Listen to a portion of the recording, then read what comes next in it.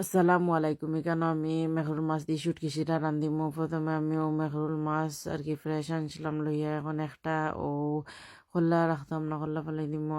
আর মাছর ভাজু lemur ভাজু সহ মাছ পালা করি আমি হলুদ আদা 4 চামচ, লবণ আদা 4 চামচ, আর মরিচ তুরা দিয়া আদা 4 চামচ থেকে আর কম কম দিছি দিয়া। আর এখনও ফ্রাইং পালা 2-4 চামচ তেল দিছি আর দিয়া বাজি লিমু। এখন আমি দেখতে পারানি সেই দইল শুটকি আর কি দিয়া আর এখনও শুটকি গুইন বইর ফালাইয়া দইছি দইয়া।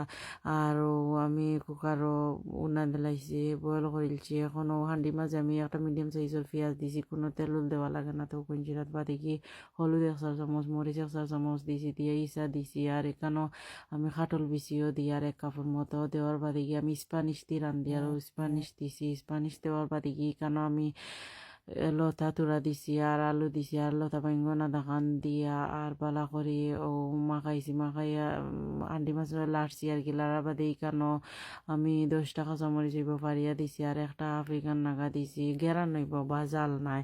এখনও পালা করি লাড়িয়া আর 10 মিনিটের মতো হইব আমি আর কি লাগাইয়া দিলাইছি সেলা। এখন খাটল পিছি পিছি সিজি যায়। এখন 10 মিনিট বাদে এখানে আমি হিদইলর পানি জকসাইন আর কি অক্সাইন দিছি আর দই আরও 2 কাপ দিছি।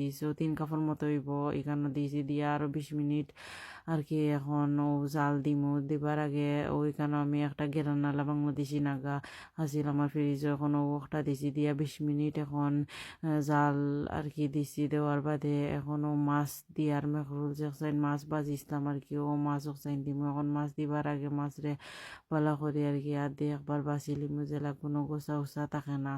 এখনও 20 মিনিট বাদে গিয়ে দেখতে পারানি হুকুন চিরা এখানেও ওয়ার ফতো হয়ে গেছে। এখনও আমি মেখরুল মাছ অক্সাইন দিমু দিয়া আরও আর কি 5-6 মিনিট লাড়ি করমু জেলা মাছ চাইরো বাইদি হুকুন চিরার লাগে। এখনও মাছ দেওয়া আমার শেষ হয়ে গেছে আর লাস্টে দিই আর কি এখানেও আমি তোরা ধনিয়া পাতা দিমু তোরা গেরান্বিত করি।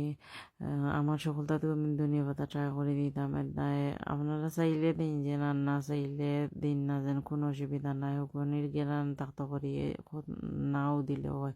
এখনও দেখতে পারেন হুকুন চিরা রেডি হয়ে গেছে। আশা করি আপনারা এই ভিডিও দেখে ভালো লাগবো। ভালো লাগলে প্লিজ